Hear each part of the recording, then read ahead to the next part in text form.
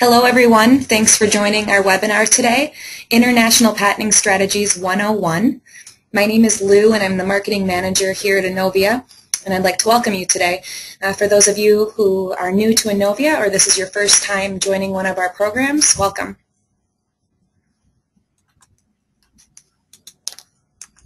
So today's agenda looks like this. We'll start off with a foreign filing overview, followed by cost-effective international patenting strategies. Then we're going to take you through a live tour of our portal. We're going to run a cost estimate for you and show you how that works inside.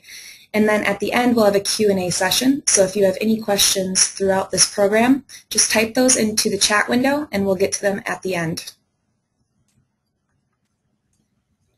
So let me introduce to you today's presenter. His name is Jeff Shea, and he's Inovia's Senior Patent Attorney. Jeff has over 10 years of patent experience and heads up Inovia's Small Business Solutions team. And this team is here to address the unique concerns of inventors, startups, and small businesses that are seeking international patent protection. Jeff received his bachelor's degree in biology from the University of Pennsylvania and his JD from Boston University. Now, I know many of you may be new to Inovia. You may have gotten to this webinar from a mailing that we sent out to you about, an upcoming PCT application that you may have. So let me just give a brief introduction of what inovia.com is. So we are a global instruction platform used to simplify the process for PCT national stage entry, direct filings, and European validation. The platform allows users to get a quick and accurate one-click quote and to place and track orders online. In 2012, Inovia was ranked #1 in the United States and #2 in the world in PCT national stage filings by Managing IP magazine. Inovia also offers a trademark search service, allowing you to search over 7 million US trademarks for free. Our knockout search will return only the most relevant trademarks in the most relevant classes, so it's easy to get a sense of what's out there.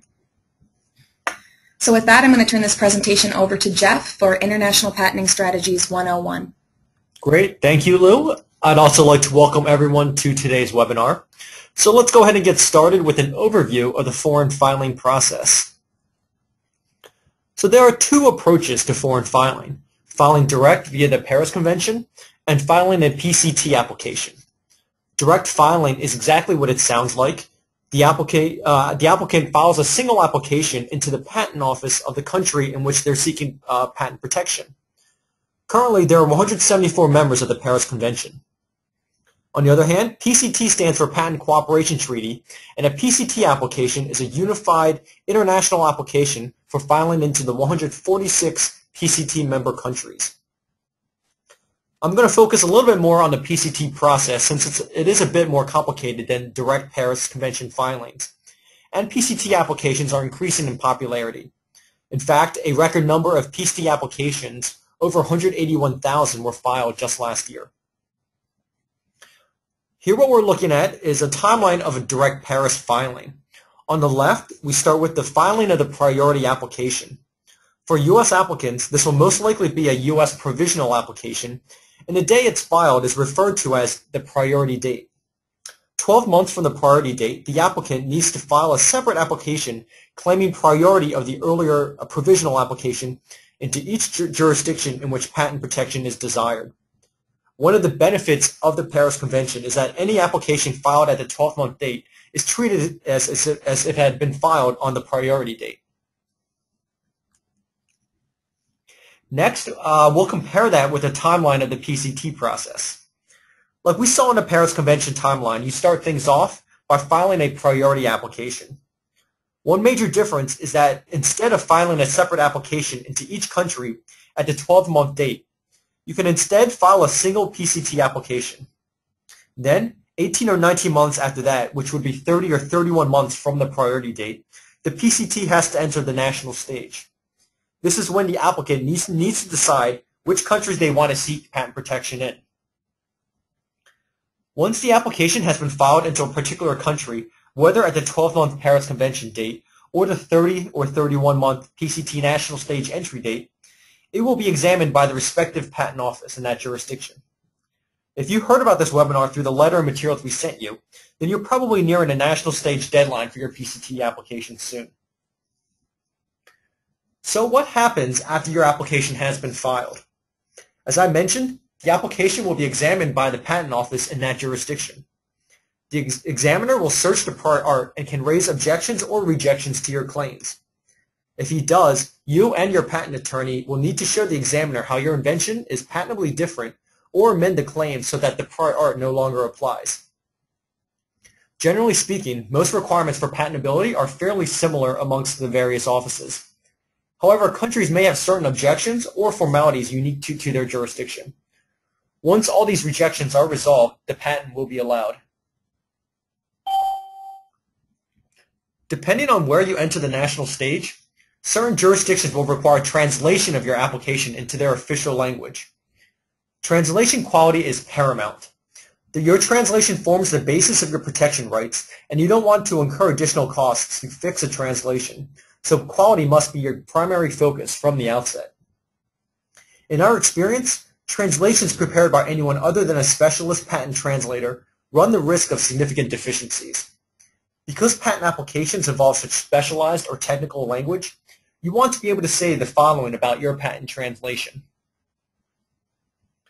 First, that it is a true and accurate translation of the source document.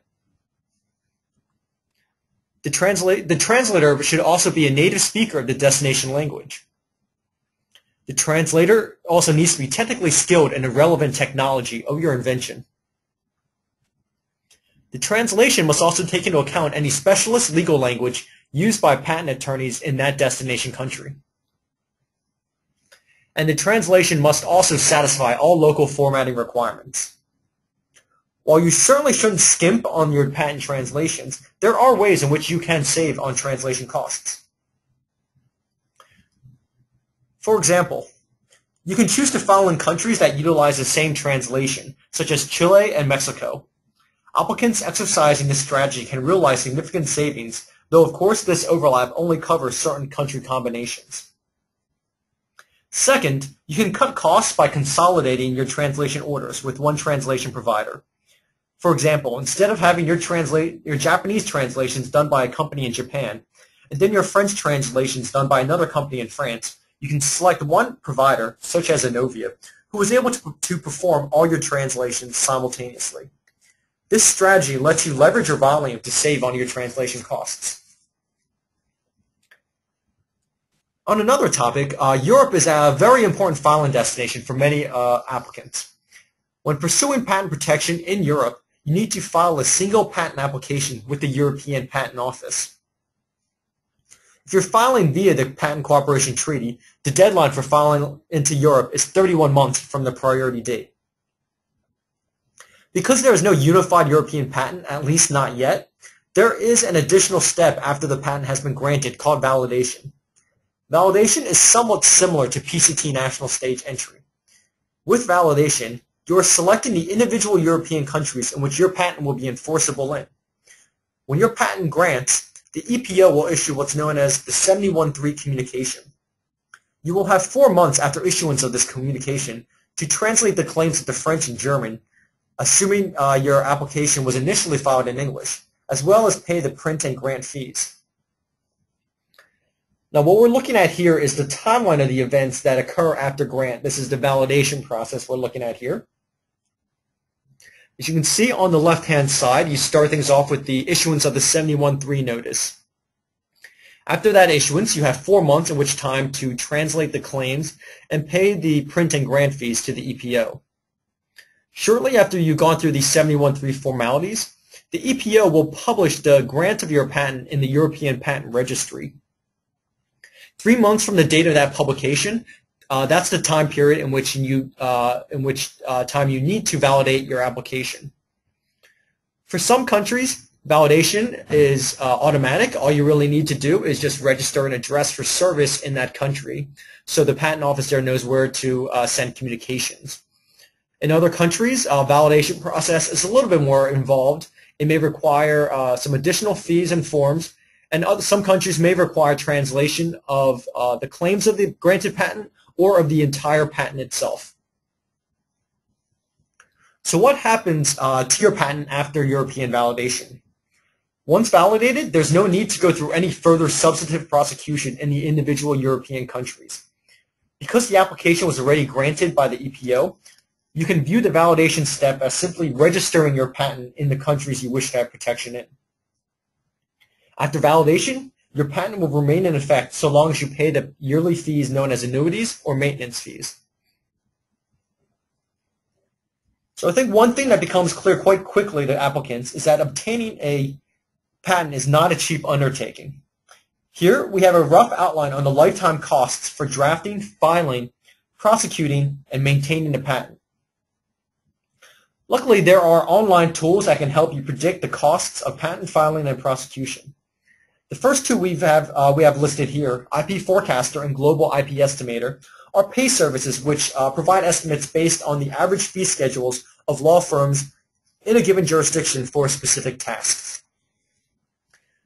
Here at Inovia, we have developed our own free cost estimate tool. We call it our one-click quote tool, and it's available for anyone registered to our website. We'll be given a brief demo of this estimate tool later on in the webinar, but in a nutshell, it lets you create an extremely accurate national stage or European validation cost estimate for your specific application or European patent. So obviously patent and foreign filings can get quite expensive. Especially in today's economic climate, many IP departments and patent attorneys find themselves under incredible pressure to perform the same job, or even more, only on reduced budgets. One thing you should remember is that even though a recession can last a few years, a patent term lasts for 20 years. Therefore, you certainly don't want to sacrifice your long-term patent rights just to realize some short-term cost savings.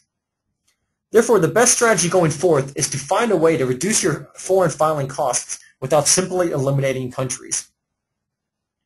So we've gone ahead and compiled a list of 6 tips to help you do just that.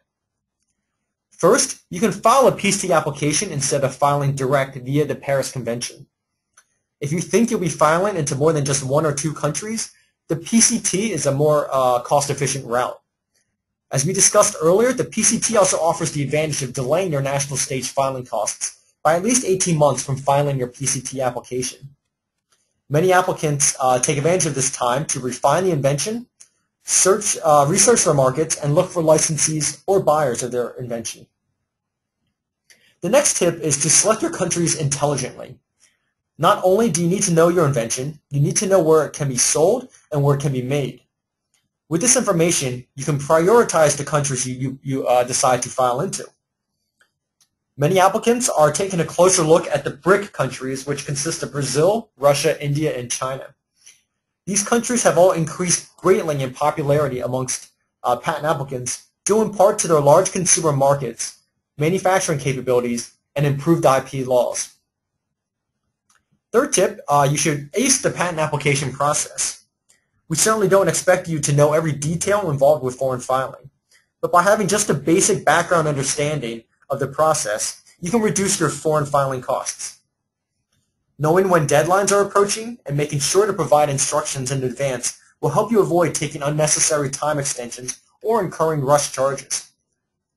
Also, some jurisdictions, Europe in particular, charge excess claim fees for each claim over a certain threshold number. If you're able to cancel or consolidate these claims, you can often avoid or reduce these fees. The fourth tip is to choose a foreign filing service that's on your side. Many steps of the foreign filing process, such as PCT national stage filing or European validation, are largely administrative. There's really no need to pay the fees of a large law firm for handling these matters. The next tip is to consolidate the providers you work with. We see many applicants employ numerous law firms within a given jurisdiction. While there can be valid reasons for doing so, it does have the negative effect of diluting your buying power. We found that if you are able to consolidate the number of firms you work with, you can leverage that increased work volume going to one firm to negotiate for lower fees. The sixth tip is to bring your legal tasks in-house or to outsource. Depending on the amount of work you have in your patent portfolio, it may actually be more cost-effective to pay the salary for an in-house patent attorney rather than retain outside counsel.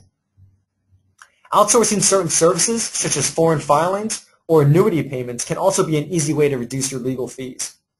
Companies like Inovia have the technology and the buying power to offer significant time and cost savings to its clients. Now for the final part of today's webinar, we're going to go ahead and give a brief demo of the inovia.com portal, which is our one-stop shop for creating estimates and placing foreign filing orders. So we've gone and moved away from the slideshow, and we've brought up a browser where we've already logged into our demo account. Access to the inovia.com portal is free, and I invite you to go to our website and register for an account following this webinar. So what we're looking at here is the first page of the portal, which is the dashboard. Perhaps the most useful tool on the dashboard is this one-click estimate tool we've created. You simply enter in any PCT or European patent number and click on the Get Quote button. That's what we're going to go ahead and do now.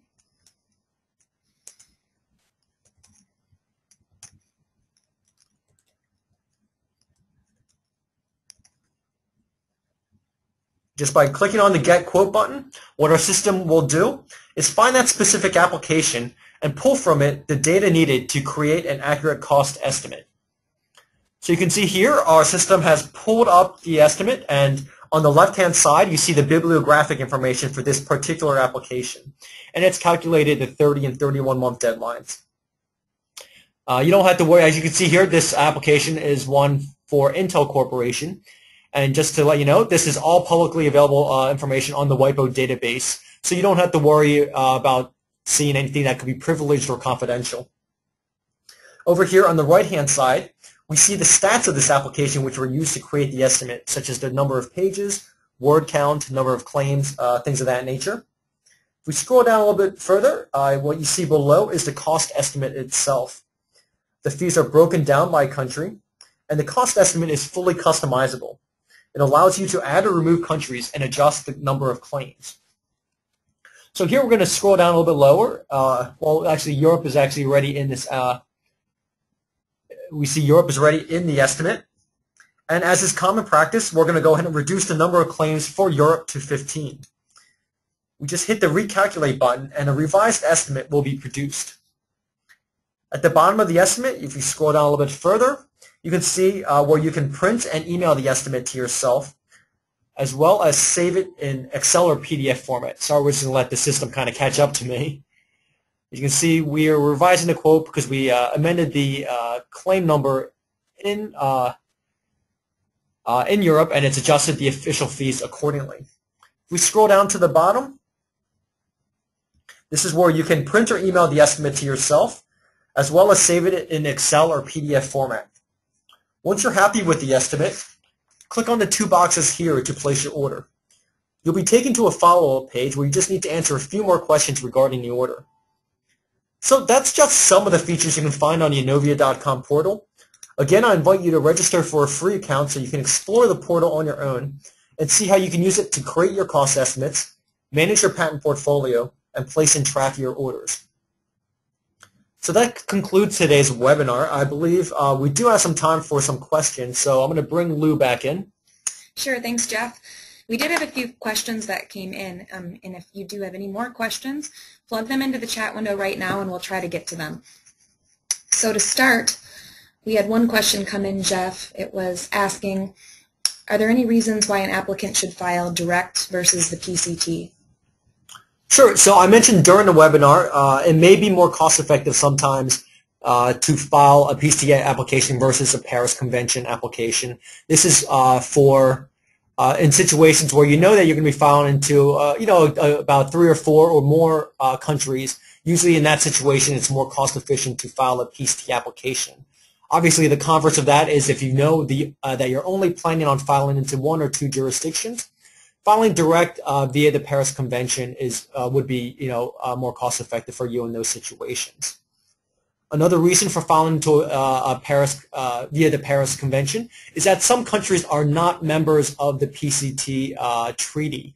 The most notable ones being Argentina and Taiwan. So for those countries, your only option is to file via the Paris Convention, and in that situation, you'll be filing directly into those patent offices. Another reason for filing to a Paris Convention, filing via the Paris Convention, is that certain because the PCT application is kind of like a placeholder application, it kind of covers all those jurisdictions. If you're filing a general application, if you're filing directly via the Paris Convention, you're filing an individual application into each jurisdiction. And the advantage of that is that it allows you to kind of custom tailor that application to that specific jurisdiction. Patent offices, prefer some certain claim formats. Others will restrict the kind of subject matter you can get patent protection for. So by customizing your application for each jurisdiction you're filing into via the Paris Convention, it allows you to put your invention in the best light for allowance. And then probably maybe the last reason, or I'm sure there's many more, but another one that I want to cover, an advantage of filing via the Paris Convention is that it's usually typically quicker to file via the Paris Convention. You're filing directly. You don't have to wait. There's not that 18 or 19-month period between filing the PCT application national stage entry. So usually a direct Paris Convention filing will get in front of an examiner quicker, and this is good for those applications or those inventions where you want to get quick patent grant, where that invention has a short shelf life and you want to get patent protection as quickly as possible. Okay, and then we did have a question come in regarding our quote tool. So this person asks, where there's a statistic on our quote for number of employees. Is there a discount available for smaller businesses or startups? Yeah, so if you recall back on that estimate that we generated, on the right-hand side there is a line that says number of employees, and this is the number of employees of the applicant, whether it's an individual or a huge corporation. You can adjust that number directly on our estimate tool. The reason why we have provided that is that certain jurisdictions provide fee discounts, official fee discounts for what they call small entity applicants, and it depends on which jurisdiction, but there are a certain threshold number of employees, and if your company qualifies for small entity status, then obviously it's a great strategy to take advantage of those discounts. Okay, and another question about the quote. I think this person's on there that we do have the translation costs right on the quote tool, and they ask how do we know which countries require a translation? Do you have anything available that shows which countries require it, which countries don't? Sure. So when you generate a quote with us, one of those estimates, if there is a translation required, you'll see that there would be a fee under that translation column. We do have a PCT National Stage Filing Guide that if you want to email me, I'll be happy to provide that to you. But basically, it provides a listing for all the countries we offer and details regarding the national stage filings for each country. And in them, amongst other information such as deadlines, things of that nature, it also will let you know whether there are translations required and there are translations extensions available. This guide is also available on our website for download. So if you go to our resources page and you go to PCT National Stage Filing, you can download that National Stage Filing Guide directly off of our website. Okay, and we had another question just come in. This person is asking, how soon do I have to place an order if I were to with inovia before my PCT deadline? Okay, so again, this also depends on which country you're filing into. We would need a little bit more time for those countries that require translations because, again, translations are not something that you can really rush, and you want to ensure that the translation quality is there.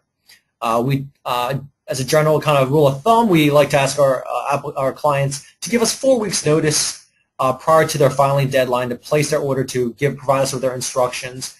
And that way we can get started as quickly as possible on generating the forms, generating the invoice, receiving payment, and then getting started on those translations. For non-translation countries, we can obviously turn those around much closer to the deadline.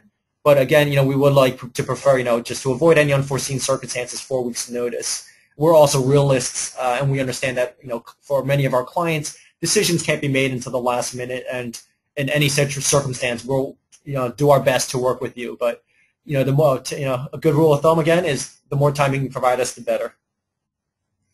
Okay, Jeff, and why don't we take one more question from the audience, and then we'll wrap things up.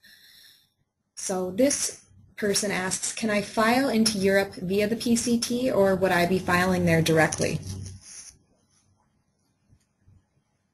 So so if you have a PCT application, you'll be filing into the European Patent Office. There are certain countries that allow you to file directly with them. Some notable ones that we offer are Germany and the UK. So if you know that you only want maybe one or two European countries and you don't want to file a general European patent, there are countries that are available to be filed in directly. However, just to let you know, there are some of the other major very popular European countries that do not allow direct European filing via the PCT.